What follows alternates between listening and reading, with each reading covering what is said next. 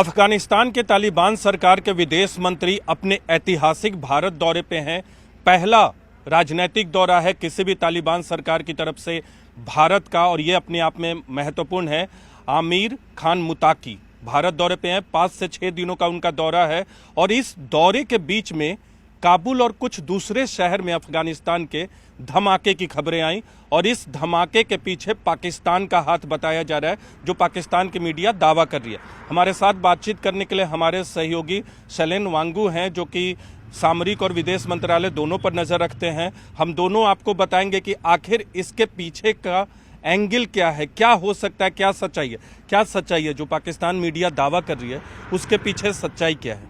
देखिए, अभी तक सिर्फ नीरज दावे ही नजर आ रहे हैं। सिर्फ दावों के आधार पर यह कहा जा रहा है कि एयर स्ट्राइक किया गया। ये भी कहा गया जा रहा है कि ये प्रेसिजन स्ट्राइक हो सकती है या फिर ड्रोन से हमला हो सकता है। और ये तब हुआ कि जब पाकिस्तान के रक्षा मंत्री ने कल नेशनल असेंबली में ये बात को लेकर उन्होंने जोर दिया कि सीमा पार यानी अफगानिस्तान के अंदर ऐसे कुछ एलिमेंट्स हैं जो पाकिस्तानी फोर्सेस पर हमला करते हैं। तो ऐसे में उन्होंने कहा एनफ इज एनफ, यानी कि अब वो इसके खिलाफ कार्रवाई करेंगे। लेकिन पाकिस्तान ने अब तक कार्रवाई की है या नहीं की है ये क्लियर नहीं है, क्योंकि अब तक उन्होंने ऑफिशियली इसको एक्सेप्ट नहीं किया है। इसी बीच आज दोपहर 3 बजे एक प्रेस कॉन्फ्रेंस होगी ISPR की, और माना जा रहा है कि पाकिस्तानी मिलिट्री ऑफिशियली इस पर बयान दे सकती है। लेकिन फिलहाल अभी तक सिर्फ पाकिस्तानी मीडिया ही इस पर बयान दे रहा है। नीरज, आपको बता दूं कि इससे एक थोड़ा अगर हम पीछे जाएं तो कुछ दिन पहले इस्लामाबाद के बीचों बीच एक TTP का, तहरीक तालिबान पाकिस्तान का एक झंडा दिखाई दिया। उस पर यह कहा जा रहा था कि ये एक थ्रेट हो सकता है, लेकिन जो हमारी एजेंसीज हैं, जो हमारे सूत्र हैं, उनका ये मानना है कि ये एक टैक्टिक्स है। ये दिखाने का तरीका है कि जिस वक्त अफगानिस्तान के विदेश मंत्री हिंदुस्तान में होंगे तो जाहिर तौर पर पाकिस्तान के लिए खतरा हो सकता है। इस तरह की साजिश पाकिस्तान रच रहा था तो पहले से ही, और तब भी ये कहा जा रहा था कि इस तरह के किसी ऑपरेशन को अंजाम दिया जा सकता है ताकि पाकिस्तान एलिगेशन लगाए, आरोप लगाए अफगानिस्तान पे कि वहां पर जो TTP एलिमेंट्स हैं वो इस तरह के हमलों को अंजाम देती है, जिसका जवाब जो है वो पाकिस्तान दे रहा है। तो इस हमले में जो पहले दावा किया गया, क्योंकि पाकिस्तान मीडिया में ये खबर आई कि पाकिस्तान का हाथ है, पाकिस्तान की तरफ से एयर स्ट्राइक वगैरह किए गए हैं, लेकिन इसमें TTP के प्रमुख के भी मारे जाने का दावा किया गया, जो बाद में गलत निकला। उनकी तरफ से ऑडियो आया है। इसके अलावा इसकी पृष्ठभूमि में भी जाना चाहेंगे कि जो अभी हाल ही में TTP के हमले में जो 11 लोगों की मौत हुई थी पाकिस्तानी सेना की, उस पृष्ठभूमि में इस हमले को कैसे देखते हैं। देखिए, पहले तो ये सिर्फ दावे किए जा रहे हैं पाकिस्तानी मीडिया की तरफ से, ऑफिशियल स्टेटमेंट ISPR की तरफ से अब तक नहीं आया है। इसी बीच जो अफगान लोकल मीडिया है उनकी तरफ से कहा जा रहा है, अब वो इस बात को कह रहे हैं, लोकली सोर्स बेस्ड ये बात वो कह रहे हैं कि इस हमले में पाकिस्तानी फाइटर जेट्स या ड्रोन्स का इस्तेमाल हुआ हो सकता है, क्योंकि वहां पर जहां पर ये स्ट्राइक सिर्फ काबुल में नहीं हुआ, उसके आसपास के कुछ इलाकों में भी ये स्ट्राइक्स हुए हैं।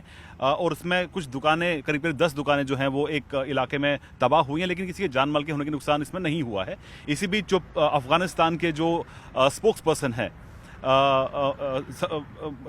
मुजाहिद, तो उनकी तरफ से एक स्टेटमेंट सामने आया है कि इस काबुल में कुछ धमाके हुए हैं, उसकी फिलहाल अभी जांच चल रही है, जानो माल को नुकसान नहीं हुआ है और सबको चिंता करने की जरूरत नहीं है। लेकिन जो वीडियो सामने आए हैं उसमें ये साफ है कि कहीं ना कहीं तबाही तो वहां पे हुई है, लेकिन हमले के पीछे कौन है इसको लेकर अब तक ना कि पाकिस्तान सरकार की तरफ से, पाकिस्तान मिलिट्री की तरफ से, ना कि अफगानिस्तान में जो तालिबान सरकार है उनकी तरफ से कोई ऑफिशियल स्टेटमेंट आया है। लेकिन ये, जैसा कि आपने बिल्कुल ठीक कहा, कि अब से 3 दिन पहले, जहां तक मुझे याद है, 11 जो पाकिस्तानी फौजी थे उनकी मौत हुई थी एक एम्बुश के दौरान, और माना जाता है उसका जो बदला है वो पाकिस्तान ले सकता है। लेकिन सवाल ये खड़ा होता है कि बार बार पाकिस्तान जो है वो आरोप लगाता है अफगानिस्तान पे कि तहरीक तालिबान पाकिस्तान का इस्तेमाल काबुल में जो तालिबान सरकार है वो पाकिस्तान के खिलाफ कर रही है।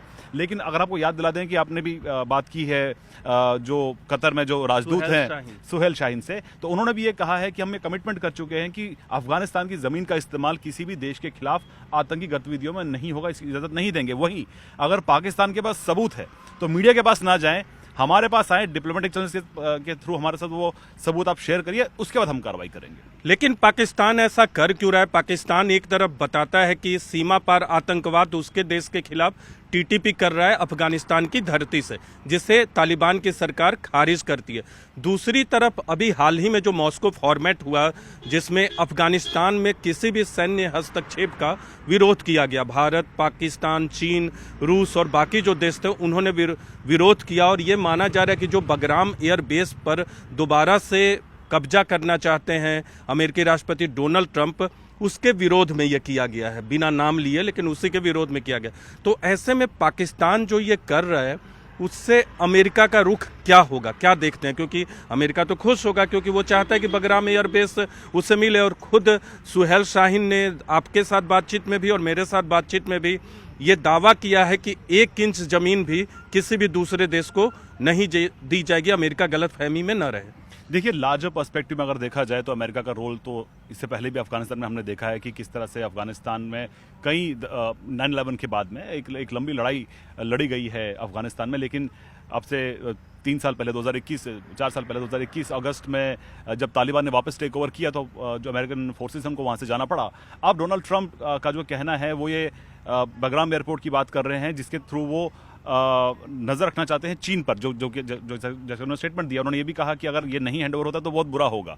इसको लेकर अफगानिस्तान का ये रुख है कि अगर इन्वेस्टमेंट अगर अमेरिका करना चाहता है तो प्रॉपर रूट से आए, लेकिन कोई बुरी नज़र हम पर ना रखे। लेकिन ऐसे में जाहिर तौर पर जब अगर ये स्ट्राइक्स वाकई में पाकिस्तान ने किए हैं, जिसका ऑफिशियल भी कंफर्मेशन नहीं हुआ है, तो इससे कहीं ना कहीं रीजनल जो टेंशन्स हैं वो बढ़ेंगी। क्योंकि इसके बाद जाहिर तौर पर अगर ये साबित हो जाता है कि पाकिस्तानी फोर्सेस में इन्वॉल्व हैं, तो ऐसे में अफगानिस्तान की तरफ से भी स्ट्राइक्स में इजाफा हो सकता है। आपको ये भी बता दें कि पाकिस्तान वो मुल्क है जहां एक तरफ वो ISKP Islamic State Khorasan province और जो इनके संबंध हैं पाकिस्तान बेस्ड ऑर्गेनाइजेशन के साथ में, आउटफिट्स के साथ में, दूसरी तरफ कल ही हमने देखा कि जो जैश है वो एक महिला ब्रिगेड की शुरुआत करने जा रहा है, जिसमें महिलाओं आतंकियों को वो शामिल करेगा। तो एक तरफ जहां पाकिस्तान खुद खुलेआम समर्थन दे रहा है आतंकवाद को, उसको प्रोपेगेट कर रहा है, और दुनिया के सबसे ज्यादा आतंकी अगर कहीं है तो पाकिस्तान में है। तो जाहिर तौर पर ऐसे में पाकिस्तान एक लड़ाई तो लड़ रहा है। लेकिन अब देखना ये होगा कि पिछले दिनों जब हमने देखा कि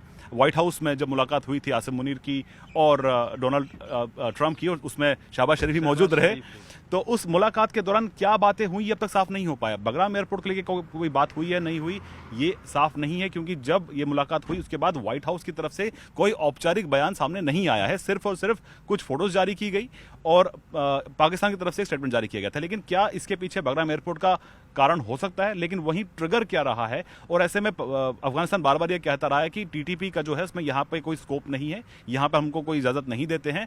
लेकिन पाकिस्तान जो मीडिया है आज ये खुलेआम कह रहा है कि वहाँ पर जो आतंकी हैं तहरीक तालिबान पाकिस्तान के, उनको पनाह जो है वो अफगानिस्तान दे रहा है। आप कुछ जानना चाहते थे अभी थोड़ी देर पहले आपसे जब बातचीत हो रही थी कि मुताकी के दौरे के बारे में, अपने व्यूवर के लिए आप क्या जानना चाह रहे हैं या बताना चाह रहे हैं? देखिए, मुताकी के लिए आप ये बताइए। देखिए, एक तरफ अब से कुछ देर में ये मुलाकात जो है माना जा रहा है शुरू हो जाएगी विदेश मंत्री एस जयशंकर के बीच और आमिर खान मुताकी के बीच में।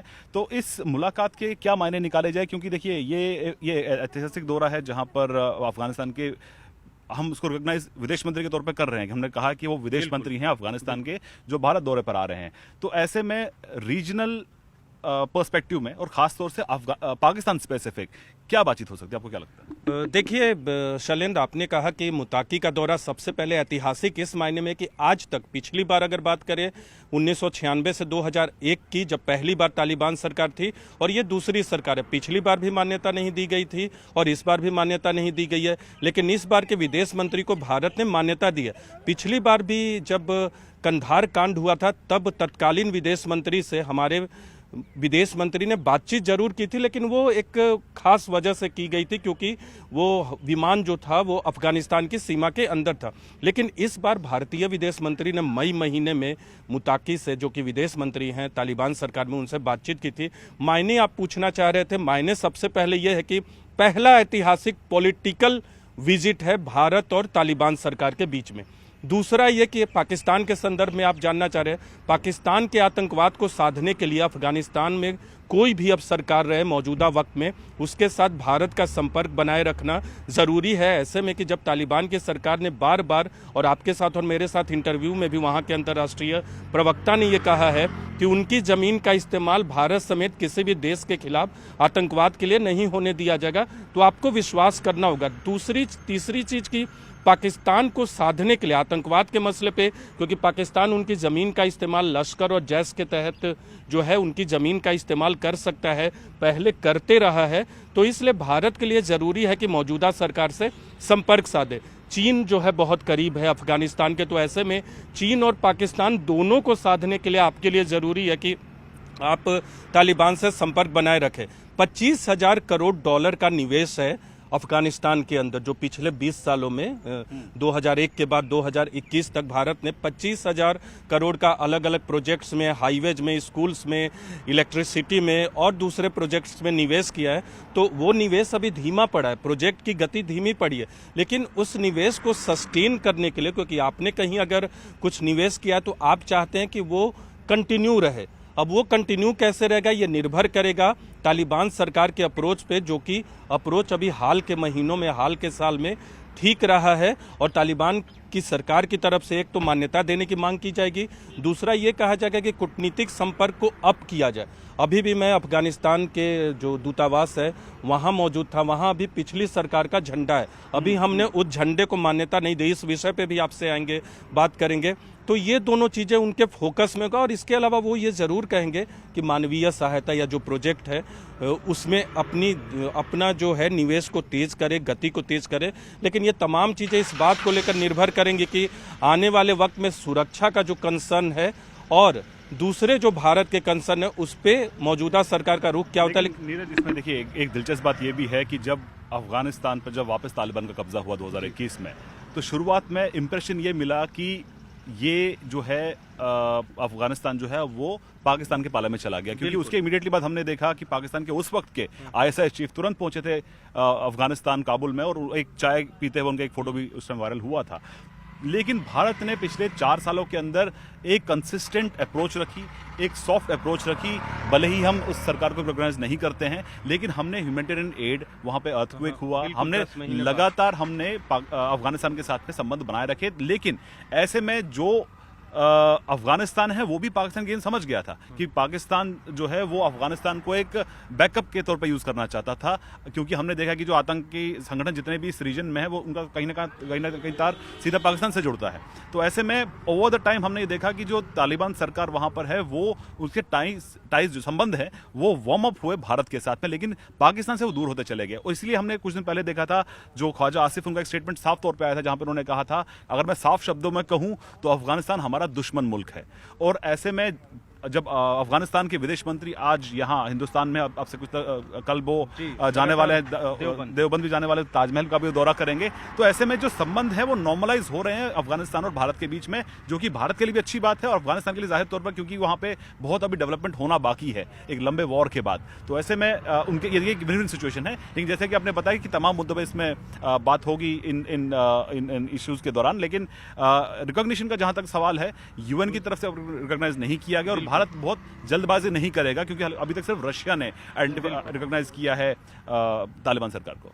तो बिल्कुल तालिबान सरकार को सिर्फ अब तक रूस ने रिकॉग्नाइज किया, दूसरे देशों ने रिकॉग्नाइज नहीं किया, भारत ने भी रिकॉग्नाइज नहीं किया, लेकिन बहुत सारे देशों में उनके दूत हैं, राजदूत हैं और संपर्क स्थापित कर रहे हैं। तो तालिबान सरकार के लिए करीब ऐसे 40 देशों की संख्या जहां तालिबान सरकार का संपर्क जो है वो स्थापित हो चुका है, लेकिन रिकॉग्निशन रूस से ही मिला है। और चलते चलते बस एक जानकारी आपको देते जाए कि जो झंडे को लेकर दुविधा है तालिबान के झंडे को लेकर, वो ये है कि भारत क्योंकि मान्यता नहीं देता, तो तालिबान के झंडे को किसी भी डिप्लोमेटिक वार्ता में कैसे पृष्ठभूमि में रखेगा। क्योंकि इससे पहले जो काबुल में मीटिंग हुई थी उसमें देखा होगा कि भारतीय राजनयिक जब गए थे मौजूदा विदेश मंत्री मुताकी से मिलने, तब तालिबान का झंडा तो था लेकिन भारत का झंडा नहीं था। जब दुबई में हमारे विदेश सचिव विक्रम मिस्री मिले विदेश मंत्री मुताकी से, तब किसी का झंडा नहीं था। और आज जब मुलाकात हो रही है तो देखना होगा कि ये जो कूटनीतिक पेंच है उसको कैसे हमारा विदेश मंत्रालय और भारत सुलझाता है, देखता है। हालांकि इस तरह के पेंच को सुलझाने की कहें कि पहले भी बहुत अनुभव रहा है विदेश मंत्रालय का, तो आपको लगता है कि ये सुलझा लेंगे? बहुत बड़ा पेंच नहीं है। देखिए, बहुत बड़ा पेच नहीं है क्योंकि वो हमारे इस वक्त मेहमान हैं, हमने उनका स्वागत भी किया है। उस टाइम जॉइंट सेक्रेटरी पाए जो है आनंद प्रकाश, वो उनसे मिलने के लिए, उनको रिसीव करने के लिए एयरपोर्ट पे गए थे। और अब जब माना जा रहा है, जहाँ तक मेरी जानकारी है कि इस आज की मुलाकात के दौरान झंडा दोनों देशों का नहीं होगा, जहाँ तक मुझे जानकारी मिल रही है। लेकिन अब देखना ही होगा क्योंकि ये एक सिंबॉलिक चीज़ है कि हम किस तरह से इस सरकार को अभी ट्रीट कर रहे हैं। लेकिन हाँ, जहाँ तक आपने जैसे अभी कहा कि जहाँ जो दूतावास अफगानिस्तान का, वहाँ पे अभी भी पुराना झंडा जो अफगानिस्तान जो पुराना झंडा वो अभी भी यहाँ पर मौजूद है। अफगानिस्तान तालिबान के जो झंडे को हमने रिकॉग्निशन नहीं दिया, तो जाहिर तौर पर वो कहीं तो आपको नहीं दिखेगा आज में। लेकिन ऐसे में आज यहाँ दिल्ली में जो बैठक होगी अब से कुछ देर बाद, उसमें जो तस्वीरें सामने आएंगी उससे काफी चीजें क्लियर हो जाएंगी कि भारत और अफगानिस्तान के रिश्ते आगे किस दिशा में जाएंगे। तो बिल्कुल इस बार की बैठक से यह बात तो तय है कि भारत कोई मान्यता नहीं देगा। इस बात की उम्मीद बिल्कुल कम है कि तालिबान सरकार को मान्यता न मिले, लेकिन दोनों देश इस बात की कोशिश करेंगे, तालिबान सरकार भी और भारत भी, कि दोनों के जो कंसर्न है, खासकर भारत की तरफ से अगर बात करें तो पाकिस्तान को लेकर और आतंकवाद को लेकर जो कंसर्न है उसका ख्याल तालिबान रखे। और तालिबान जो है इस बात का ध्यान रखेगा, भारत से चाहेगा कि तालिबान सरकार को एक कहें कि मान्यता आधिकारिक तौर पे न दे, लेकिन संपर्क और संबंध को इस तरह से बढ़ाते रहे ताकि आने वाले वक्त में अंतर्राष्ट्रीय मंच पर तालिबान सरकार को किसी तरह की बाधाओं का सामना न करना पड़े।